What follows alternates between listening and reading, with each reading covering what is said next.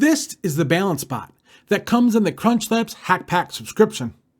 And as you would expect, it balances after some calibration. Let me know if you beat my record time in the comments.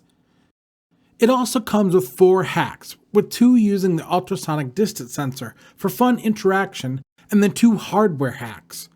One adds a servo to control a gear that moves the head. You could also add your own extension for other attachments using the servo. The other is the common IR control hack. Boxes now come with these 2 components. Otherwise, you can get them from the IR turret.